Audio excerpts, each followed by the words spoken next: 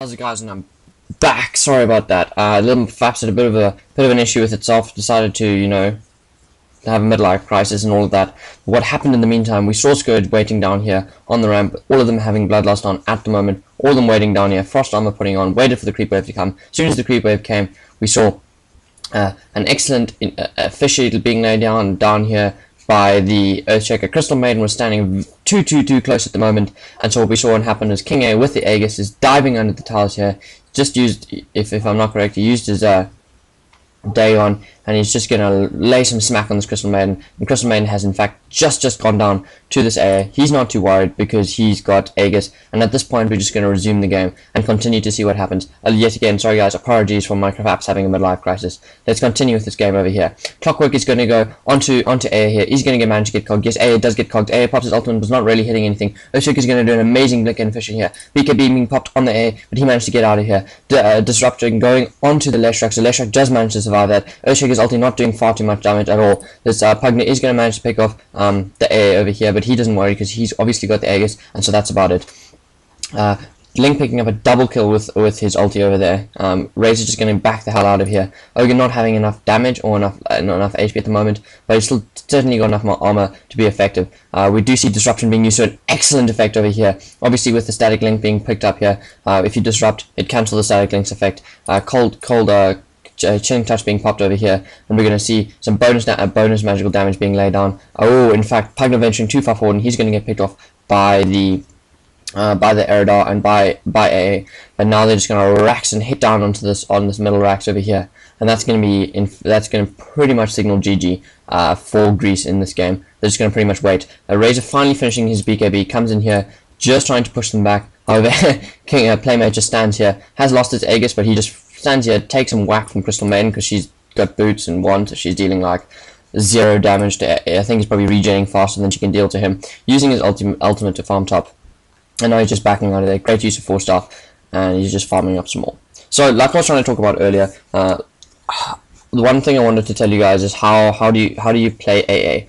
How do pros play AA and how do you play AA? And I want to say that AA is a pretty easy hero actually to play. At the moment, A is obviously my hero of choice for this commentary about who I want to have do some sort of analysis on. So the way you play A is very easy. Firstly, the one thing you need to remember is you always need to be aggro with him. You need to be spamming that cold feet, spamming that ice vortex, just really trying to kill as many heroes as possible. He has got a very low HP, but you do underestimate his damage into the early game. The second thing you got to be able to do is be able to use his ultimate. If you can do those two things, you pretty much can play AA really well. It's going to be very of high use to your team. It's not like if you're playing an Invoker, the only way you see in a pro Invoker is if you're like an Asian or a freak. I can't believe I just said Asians and compared Asians and freaks. No, seriously, Asians are brilliant players and like really well done to them, but they just have like computers programmed into their genes, right? I mean, everyone knows that. And yeah, if you see an Asian Invoker, just delete Warcraft. Just my personal suggestion. But anyway, so he's a very easy hero to play, and the one here the pros are playing him at the moment. Oh, we're going to see an initiation right here on the ramp. Why initiation? Great use of disruption onto this Earthshaker. BKB being popped by Razor here. Ultimate going off by Lich, bouncing over. Ultimate also being casted by Playmate, so he does pick up a kill there. Crystal Maiden ulting, but everyone's just ignoring her because Crystal Maiden's ulti is only at level, she's level 6, so ultimate's only at level 1. This Clockwork has just gone into initiate here, but everyone's just ignoring his blade mail that he has finally picked up now, so he's just eventually going to go down. Disruption really pawning Razor's ultimate over here. He's going to try kill this Ogre, but he's going to do it to no avail because Ogre simply got too much armor, and if I'm not correct, Crystal Maiden just going to die here on the bottom. So like I was saying, at the moment pros are playing as a solo mid hero. Now, you don't play a solo mid hero as a farming hero. He's not a carry, not at all. You play him very similar to the way you play a Lion. Not many solos in the current game actually give you early hero killing ability. Lion does level 6, AA definitely gives you early hero killing ability at level 6. Most of the solos that you play in a mid lane require a lot of items and a lot of farm. Even, SF needs level 7 before he can actually pick up some kills with his Razors. And even then, once he picks up Razors, you really don't want him to leave his lane. So he's really played more like a hero killing support or as a or as just it basically is for early hero killing. And the reason why you would want to pick up an AA is firstly when you have a team like this, which is trying to fit into the new metagame style of the way Dota is being played, the ganging, high nuking power sort of Dota. Or the second thing is when you just have another carry such as a sniper in a tri-lane who really needs a lot of farm, is not going to be picking up kills early, and so you compensate for that by putting a into a solo lane, getting up some early farm, and it really does help. We're going to see Eridar diving onto this Pugna here. Pugna trying to pop his ultimate, but he's just getting Ginsued. Fisher does go in here, but we're going to see Earthshaker blinking in here, smacking nothing. Lich's ultimate goes off, but wow, great plays from Grease, managing to split up effectively. A disruption being casted on the Eridar, so he might survive. But if you can split up effectively when you haven't played together for a long period of time, well, then I'm very impressed. Eridar is going to go down here to this Lich, and we just see Ogre Magi farming up the top lane, really just pushing people around, pushing people back, finally picking up Soul Curation, and that's going to make him such a beefy hero. So we understand now why Lich is being played in a solo lane. Let's talk about a tri lane. So yeah, guys, moving on to the second purpose, or the second way that you can actually play AA in a tri lane. So the second way you can play AA is in fact to play AA in a tri lane. Obviously the rack's gone down here, so that's proving more of a disadvantage. Grease. It's pretty much waiting for GG at the moment. But the second way you can play tri lane is to play AA is to play him in a tri lane. Now, the first reason why you play AA in a tri lane is that if you have someone on your team, Scepter being picked up here by Pugna, is if you have someone on your team who's going to benefit more from a solo mid position, such as an SF, for example, that then you would put AA in a tri lane if you still want to play him in your team. And I think it is a good, I mean, you don't have to play AA solo mid, and I still think he's a good enough hero just to be played anywhere else on the map. We do see a whole lot of people here using Dust. They're going to probably try and initiate on Coldie here, but yeah, he's just going to get out, and that's pretty much going to be the end of that. So the second way you can play him is a tri lane. Firstly, if you're going to have someone else, you can benefit more from solo mid. And the second thing is the second reason why you play A in tri lane is when you really want a very powerful killing tri lane here. Oh, but we do realize that Dust has been in pack pop, and we're going to see an initiation up the hill, because you know what Sentinel's just done is like, well, we had the heal advantage over here, so no, because we lost it when we had the advantage. Now we're going to try win it on the same place when we have the disadvantage, because I mean that's totally going to work, right? Wow. Is this Leshrac going to get the kill? Leshrac can, whoa! Dodges the blast with his Force Staff, and that is why Force Staff is so flipping brilliant. Well played there by Mark. That's an insane piece of skill here. Pugna, why is Pugna staying on the ramp? Get back, buddy, get back. 3 heroes converging on Pugna. He's trying to juke this Ogre. Ogre's not buying for it. Not going to fall for it at all after all his rise, and he's going to go down. Pugna, this A is going to, pop a couple of spells on him, and he is down, and that's a complete team wipe here presented to you by Denmark. That is pretty much why you don't attack up a hill when you had the heal advantage in the first place, and that's the end of it. So the second reason why you play A in a tri lane is when you want a very powerful killing tri lane. A in a tri lane with his Cold Feet, with his Ice Vortex, and with his ulti against 3 heroes is super effective. Also, it can get a lot of farm in a tri lane anyway.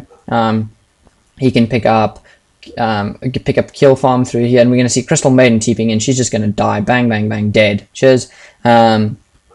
And the other reason why you want to have a very aggressive killing tri lane, or the reason why you would want an aggressive tri lane with an A in the first place, is if you want to push back the opponent's tri lane and to ensure that you win the game. Or secondly, if you have someone like a Rice carry, like a sniper in their tri lane that you really want to harass down and use like Cold Feet from A in order just to bring people down to low HP and just remove the positioning that sniper would have in the first place. Towers are going down here. This is pretty much GG. I'd just like to say to you guys, I was playing against PGG the other day on RGC. PGG just was insane. He had like 190 creep kills in 22 minutes. But the point was that I played a Visage Ogre AA tri lane against them. Obviously, PGG wasn't against our tri lane. But regardless of that, this tower's going to die right now. I'm going to pause the game quickly here. But regardless of that, cool Dagon, the beam, like check out that blue and red going back with there. It looks like a flipping lightsaber battle. But anyway, so we're playing against him. But anyway, we played an Ogre Magi AA and this is tri lane, and we pretty much pawned everything in the face. It was really aggressive. We just held on everyone. PGG was pretty much the only person in the game who could get farm. And it was a really close game. Then our carry quit, and that was pretty much GG. But apart from that, it really just shows you how effective an AA can be in a tri lane, is even against very high skilled, very powerful opponents. Another reason I'm just going to talk you through the last bit of the AA thing that I want to present to you guys is that AA can be used very effectively in some sort of team. I used to play this team. It was a Weaver, Rexxar, AA, Lich, and an Ogre. So you had a Lich, AA, Ogre tri-lane with the AA getting the farm, solo mid Rexxar and a solo top Weaver, and really the bonus attack speed as well as the bonus damage that you get. So your bonus attack speed that you get from Rexxar and from the Ogre, as well as the bonus attack damage that you get from AA. That you get from Chilling Gust, and the entire team battle in terms of like AoE ultis, AoE presence, really works out well. It's a very effective team. If you guys want to try something new, maybe you should try the team. I used to play a lot, really worked out well. So maybe you guys, if you want to try something, maybe you guys should try that. Just a suggestion. So that's the end of this game, and I just want to quickly talk you through, guys, why exactly Denmark won this game and why Greece lost this game. Now, the first reason I'm going to tell you that Greece lost this game was because they relied so heavily on an Earthshake and a Crystal Maiden being effective roamers, allowing this Razor to farm up in the early game, which simply didn't happen. There was this Earthshake and this Crystal Maiden simply could not compete against this Ogre and against this Leshrac in terms of roaming, and Razor was only able to get up about 40 creep kills in 20 minutes. She has eventually caught up on 232 at the end of the game, but still just not sufficient in the early game in order to be able to be as effective as she needed to be. The second reason why they weren't effective, or why they didn't win this game, is that this Clockwork just didn't manage to handle a lane against this Shadow Demon, which is why Shadow Demon is played, because it removes any sort of lane prowess that this Clockwork may have in the first place. He wasn't able to get up enough farm. He didn't get his Blade Mail up early enough. He wasn't able to roam effectively, and that's because of that he wasn't able to tank, and he wasn't able to be the sort of supporting, roaming, tanking hero that he needed to be. That's another reason why this team lost. The last reason why this team lost is that you really needed this Clockwork, CM, and this Earthshaker to be the initiators for the team, but because they were so frail, they couldn't initiate. And when you don't have initiators, you don't allow this Razor and this Pugna to mop up the mess, to clean it up, and to become effective forces in terms of winning team battles. Pugna was a really good pick, but just didn't pay off because you didn't have the support that you needed. In terms of Denmark, it was just really generally well played. They didn't have any carries as such. Yes, this Eridar and this A do have really good do have very good DPS into the late game, especially with that Chilling Touch. But just the general way that Denmark pulled off their ganging, pulled off their combinations, pulled off the sort of insane magical single target spell lineup, and the items that they've got, the farm is just insane. There's so many kills going on in this game. Really a really great pleasure to watch.